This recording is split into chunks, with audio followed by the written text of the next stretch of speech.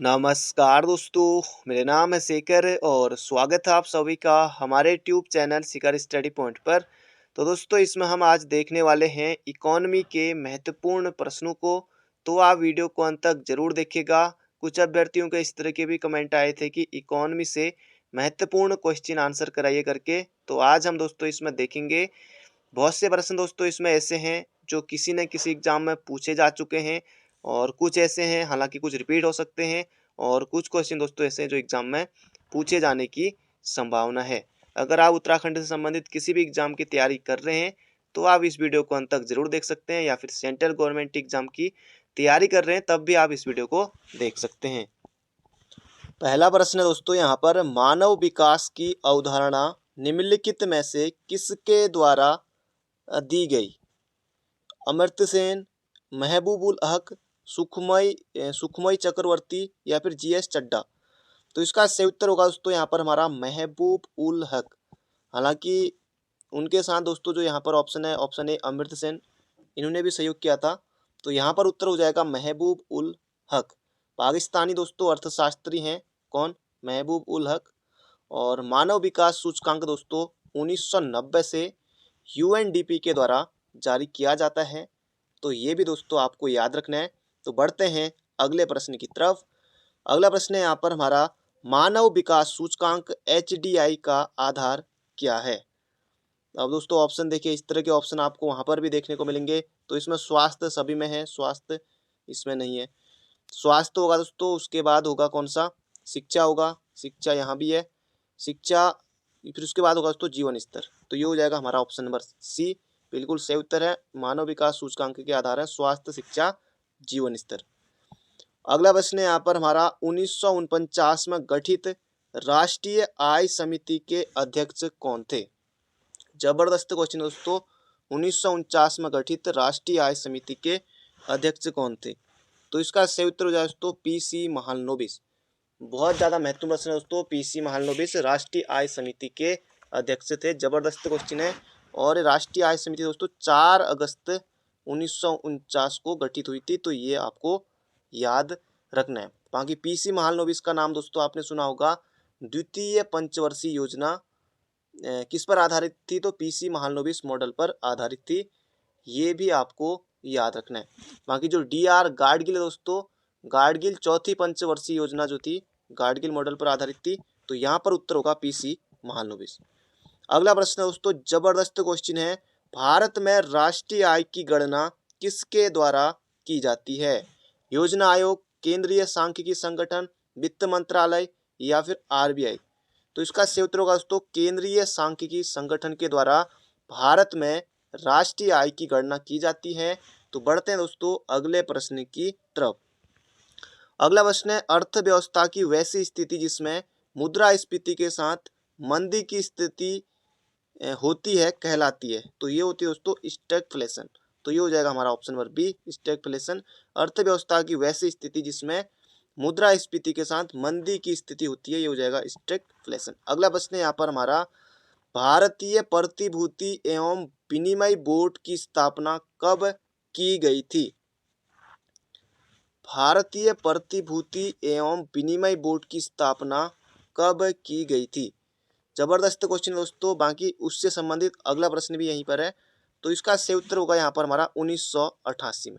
याद रखिएगा दोस्तों 1988 में, बिल्कुल आपको याद रखना है। भारतीय प्रतिभूति विनिमय बोर्ड की स्थापना 1988 में की गई थी। बाकी अगला प्रश्न है, भारतीय प्रतिभूति एवं विनिमय बोर्ड को एक अध्यादेश के द्वारा वैधानिक दर्जा दिया गया। तो ये प्रश्न दोस्तों यहाँ पर थोड़ा सा हमारा अलग हो जाता है और इसका सही उत्तर हो जाएगा दोस्तों यहाँ पर 1992। तो ये आपको बिल्कुल याद रखना है। 30 जनवरी 1992 को इसको क्या दिया गया दोस्तों? वैधानिक दर्जा दिया गया एक अध्यादेश के द्वारा। और यहाँ पर मैंने आपको डेट नहीं बताई। भारतीय प्रतिभूति एवं विनिमय बोर्ड की स्थापना यानी कि दोस्तों सेबी है, शॉर्ट में सेबी कहते हैं। इसकी स्थापना दोस्तों 12 अप्रैल 1988 को हुई थी। और बाकी 30 जनवरी 1992 को एक अध्यादेश के द्वारा वैधानिक दर्जा दिया गया। तो दोनों मैंने आपको बता दिए हैं। बढ़ते हैं अगले प्रश्न की तरफ। उम्मीद करता हूं दोस्तों आपको समझ में आया होगा। अगला प्रश्न है यहाँ पर हमारा, राष्ट्रीय कृषि एवं ग्रामीण विकास बैंक नाबार्ड। नाबार्ड दोस्तों आयोग का बहुत ज़्यादा फेवरेट है, चाहे कोई भी आयोग हो या और भी जहाँ भी पेपर होते हैं, सेंट्रल गवर्नमेंट के जो भी एग्जाम होते हैं, तो नाबार्ड दोस्तों सबका बहुत ज़्यादा फेवरेट है। आयोग इनसे प्रश्न पूछता है, कई बार नाबार्ड की फुल फॉर्म आ जाती है, नाबार्ड की स्थापना किस समिति के सिफारिश के आधार पर, बाकी और भी तमाम क्वेश्चन, वर्तमान अध्यक्ष कौन है, तो इस तरह के क्वेश्चन इससे बनते रहते हैं। तो इसका सही उत्तर हो जाए दोस्तों राष्ट्रीय कृषि एवं ग्रामीण विकास नाबार्ड की स्थापना किस समिति की सिफारिश के आधार पर की गई थी, ये हो जाए दोस्तों शिवरामन समिति, ऑप्शन नंबर बी। बाकी नाबार्ड की स्थापना दोस्तों आपको याद ही होगा 12 जुलाई 1992 को, सॉरी 1982 को, 92 बोल दिया, 1982 को हुई थी, 12 जुलाई 1982 को। और हेडक्वार्टर दोस्तों कहाँ होगा, तो मुंबई में है। वर्तमान अध्यक्ष कौन है दोस्तों, ये हैं चिंताला। बाकी लास्ट में दोस्तों चिंतला ही है, बाकी कुछ आगे से GR चिंतला करके है, तो चिंतला है, याद रखिएगा, इतने आप याद रख लेंगे तो अगर आता है कि वर्तमान अध्यक्ष कौन है तब आपका गलत नहीं होगा। अगला प्रश्न है दोस्तों, हाल ही में पूछा गया था किसी पेपर में, प्रथम क्षेत्रीय ग्रामीण बैंक की स्थापना किस वर्ष की गई, 1970, 1976, 1974 या 1975। तो इसका सही उत्तर होगा दोस्तों यहाँ पर हमारा 1975 में की गई थी, 2 अक्टूबर 1975 को प्रथम क्षेत्रीय ग्रामीण बैंक की स्थापना की गई थी। अगला प्रश्न है यहाँ पर हमारा, किसी अर्थव्यवस्था में सामान्य मूल्य स्तर में निरंतर वृद्धि को क्या कहा जाता है, मुद्रास्फीति, अपस्फीति, विस्फीति या फिर मुद्रास्फीति जनित मंदी। तो इसका सही उत्तर होगा दोस्तों मुद्रास्फीति कहा जाता है किसी अर्थव्यवस्था में सामान्य मूल्य स्तर में निरंतर वृद्धि। तो याद रखिएगा ऑप्शन नंबर बी इसका बिल्कुल सटीक उत्तर है। अगला प्रश्न है, यदि किसी अर्थव्यवस्था में मुद्रास्फीति निरंतर बढ़ रही है तो केंद्रीय बैंक कर सकता है। तो केंद्रीय बैंक दोस्तों क्या कर सकता है, रिवर्स रेपो दर में कमी नहीं, रेपो दर में कमी कर नहीं, ये होगा दोस्तों रेपो दर में वृद्धि कर सकता है। तो ये हो जाएगा हमारा ऑप्शन नंबर सी इसका बिल्कुल सटीक उत्तर है, बिल्कुल सटीक उत्तर है, बिल्कुल सटीक उत्तर है। अगला प्रश्न है यहाँ पर हमारा, भारत सरकार द्वारा नई राष्ट्रीय खनिज नीति की घोषणा किस वर्ष की गई थी। जबरदस्त क्वेश्चन है, बिल्कुल धांसू प्रश्न है। तो इसका सही उत्तर होगा दोस्तों 2008 में भारत सरकार द्वारा नई खनिज नीति की घोषणा की गई थी। और इसके अलावा बात करें दोस्तों भारत की प्रथम खनिज नीति कब आई थी, तो दोस्तों ये आई थी 1951 में। और यहाँ पर पूछा है नई राष्ट्रीय खनिज नीति, तो 2008 और प्रथम खनिज नीति 1951। तो बढ़ते हैं दोस्तों अगले प्रश्न की तरफ। उम्मीद करता हूँ दोस्तों आपको समझ में आ रहा होगा। अगला प्रश्न है यहाँ पर हमारा, केंद्रीय जल विद्युत शोध केंद्र कहाँ स्थित है। तो ये है दोस्तों खड़गवासला, ये महाराष्ट्र में, ये हो जाएगा ऑप्शन नंबर ए। अगला प्रश्न है जबरदस्त, बिल्कुल धांसू प्रश्न दोस्तों। सन वाले प्रश्न इस तरह के एग्जाम में आपको निश्चित रूप से देखने को प्रश्न मिलते हैं। औद्योगिक एवं वित्तीय विनिर्माण की स्थापना कब की गई। औद्योगिक एवं वित्तीय विनिर्माण बोर्ड की स्थापना कब की गई। दोस्तों इसका सही उत्तर हो जाएगा जनवरी 1992। तो 1992 भी याद रह जाए तो बहुत है। औद्योगिक एवं वित्तीय विनिर्माण बोर्ड की स्थापना जनवरी 1992 में की गई थी। अगला प्रश्न है, भारत में विनिवेश आयोग की स्थापना कब की गई। अगस्त 1992, अगस्त 1996, अगस्त 1995 या फिर मार्च 1998। तो इसका सही उत्तर होगा दोस्तों भारत में विनिवेश आयोग की स्थापना अगस्त 1996 में की गई थी। तो बढ़ते हैं दोस्तों अगले प्रश्न की तरफ। अगला प्रश्न दोस्तों जबरदस्त क्वेश्चन है। ये प्रश्न अभी आपने शुरुआत में थंबनेल पर भी देखा था और आयोग भी दोस्तों इस प्रश्न को पूछ चुका है पहले। और भी अगर आप और राज्यों में भी कहीं एग्जाम देते हैं या सेंट्रल गवर्नमेंट की, वहाँ भी प्रश्न ही आता है। तो अगला प्रश्न है, भारत में विशेष आर्थिक क्षेत्र SEZ नीति घोषित की गई थी। तो इसका सही उत्तर होगा दोस्तों अप्रैल 2000 में।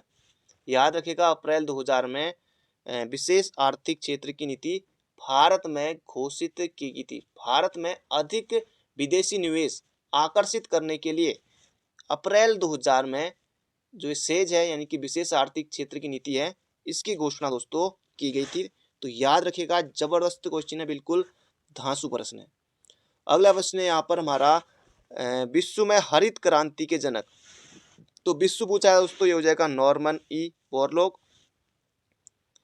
और भारत में पूछा अगर आएगा तो एम एस स्वामीनाथन। तो भारत में एम एस स्वामीनाथन और विश्व में हो जाएगा नॉर्मन ई बोरलॉग। तो बढ़ते हैं दोस्तों अगले प्रश्न की तरफ। और हरित क्रांति शब्द का प्रतिपादन किया था विलियम गौर ने। अगला प्रश्न है, भारत में व्यापक फसल बीमा योजना का शुभारंभ हुआ था। जबरदस्त क्वेश्चन है दोस्तों। भारत में व्यापक फसल बीमा योजना का शुभारंभ दोस्तों 1985 में हुआ था। तो ये हो जाएगा ऑप्शन नंबर सी इसका बिल्कुल सही उत्तर है। अगला प्रश्न है, राष्ट्रीय कृषि बीमा योजना किस वर्ष लागू की गई? 1997, 98, 98, 99, 99, 2000 या फिर 2000, 2001। तो इसका सही उत्तर होगा दोस्तों 1999, 2000 में राष्ट्रीय कृषि बीमा योजना लागू की गई थी। अगला प्रश्न है, राष्ट्रीय कृषि अनुसंधान एवं प्रबंधन अकादमी कहाँ स्थित है? तो नई दिल्ली दोस्तों नहीं है, इसका सही उत्तर है हैदराबाद। हैदराबाद में है राष्ट्रीय कृषि अनुसंधान एवं प्रबंधन अकादमी। तो बढ़ते हैं दोस्तों अगले प्रश्न की तरफ। अभी तक आपने वीडियो को लाइक नहीं किया है तो एक लाइक आपको जरूर से करना है। अगला प्रश्न है, खाद्य एवं कृषि संगठन FAO का मुख्यालय कहाँ स्थित है? तो ये दोस्तों रोम में है, याद रखिएगा। खाद्य एवं कृषि संगठन का जो मुख्यालय दोस्तों FAO का, ये कहाँ है? रोम में है। और इसके अलावा दोस्तों बात कर लेते हैं कि इसकी स्थापना कब हुई थी, बन सकता है एग्जाम में। तो 16 अक्टूबर 1945 को हुई थी। विश्व खाद्य दिवस भी 16 अक्टूबर को ही मनाया जाता है। तो ये हो जाएगा दोस्तों यहाँ पर हमारा 1945। बाकी डेट भी आपको याद रखनी है क्योंकि डेट भी आ सकती है। तो 16 अक्टूबर 1945 को खाद्य एवं कृषि संगठन की स्थापना हुई थी। हेडक्वार्टर है कहाँ? रोम में। अगला प्रश्न है, राष्ट्रीय कृषि विपणन संस्थान स्थित है हैदराबाद, नागपुर, नई दिल्ली या फिर जयपुर? तो इसका सही उत्तर होगा दोस्तों जयपुर में है राष्ट्रीय कृषि विपणन संस्थान। अगला प्रश्न है, भारत में कृषि आय कर लगाया जा सकता है? अब ऑप्शन देखिए, राज्य सरकारों द्वारा, स्थानीय सरकार होगा नहीं, केंद्र सरकार या फिर केंद्र और राज्य सरकार। तो जिन्होंने सोचा है ऑप्शन नंबर डी या उत्तर दिया है केंद्र तथा राज्य सरकार, आप बिल्कुल गलत हैं।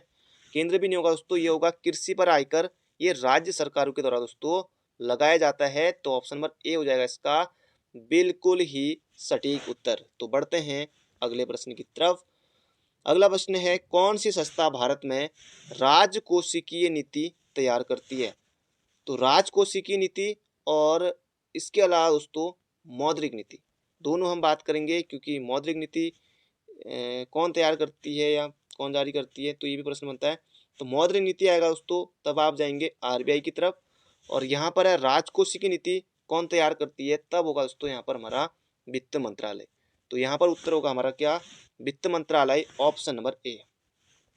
अगला प्रश्न है दोस्तों, ये प्रश्न भी एग्जाम में पूछे जा चुके हैं। जैसे जो ये वाला प्रश्न है, प्लानिंग एंड द पुअर, जो पुस्तक है किसके द्वारा लिखी गई है? फॉरेस्ट गार्ड में आया हुआ था पिछली बार, कहीं भी रिपीट हो सकता है। प्लानिंग एंड द पुअर दोस्तों ये हो जाएगा BS मिन्हास, बगीचा सिंह मिन्हास की है पुस्तक। तो बिल्कुल याद रखेगा, एग्जाम में बन सकता है। ऊपर वाला तो भूल ही गया। भारत के लिए नियोजित अर्थव्यवस्था, प्लान्ड इकोनॉमी फॉर इंडिया नामक पुस्तक के लेखक हैं श्रीमन नारायण, MN रॉय, JP जयप्रकाश नारायण या फिर सर एम विश्वेश्वरैया? तो इसका सही उत्तर होगा दोस्तों सर एम विश्वेश्वरैया। भारत के लिए नियोजित अर्थव्यवस्था यानी कि प्लान्ड इकोनॉमी फॉर इंडिया तो पुस्तक है सर एम विश्वेश्वरैया की है। तो बढ़ते हैं अगले प्रश्न की तरफ। अगला प्रश्न है, 1944 में गांधीवादी योजना को प्रतिपादित किया था। तो जयप्रकाश नारायण दोस्तों इसका उत्तर नहीं होगा, यहाँ पर होगा श्रीमन नारायण अग्रवाल ने 1944 में गांधीवादी योजना को प्रतिपादित किया था। अगला प्रश्न दोस्तों, यहाँ पर आपको 3 प्रश्न याद होने वाले हैं। वित्त आयोग के संबंध में कौन सा कथन सही है? यह एक संवैधानिक संस्था है। जी हाँ दोस्तों, संविधान में इसका उल्लेख है।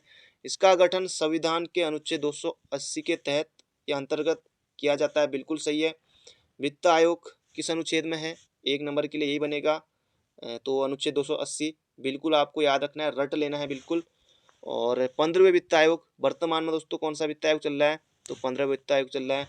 इसके अध्यक्ष कौन है? तो NK सिंह है। एक प्रश्न, वर्तमान में वित्त आयोग के अध्यक्ष कौन है? तो NK सिंह, 1 नंबर के लिए भी बनेगा। तो कैसे भी दोस्तों प्रश्न बन सकता है, तो ये उपयुक्त हमारे सभी बिल्कुल सही हैं। तो बढ़ते हैं अगले प्रश्न की तरफ। अगला प्रश्न है प्रथम वित्त आयोग के अध्यक्ष कौन थे? तो ये भी बन सकता है। तो ये हो जाएगा दोस्तों केसी नियोगी। कई बार प्रश्न पूछा जा चुका है। जैसे प्रथम लोकसभा अध्यक्ष कौन थे? तो जीवी मावलंकर, गणेश वासुदेव मावलंकर। कई बार दोस्तों ये प्रश्न बन चुका है। और यहाँ पर उत्तर होगा प्रथम वित्त आयोग के अध्यक्ष कौन थे? तो ये जगह केसी नियोगी। अगला प्रश्न है अटल पेंशन योजना लाई गई। बेटी पढ़ाओ बेटी बचाओ योजना कब आई थी? तो 22 जनवरी 2015। ये दोस्तों ये भी पूछा गया। बाकी अटल पेंशन योजना कुछ योजना है दोस्तों, ये इनसे भी प्रश्न बनता है। तो अटल पेंशन योजना दोस्तों ये हो जाएगा 9 मई 2015 को लाई गई अटल पेंशन योजना।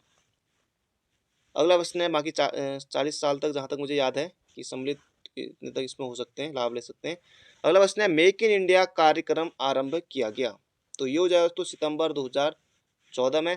25 सितंबर 2014 को मेक इन इंडिया कार्यक्रम का दोस्तों क्या किया गया?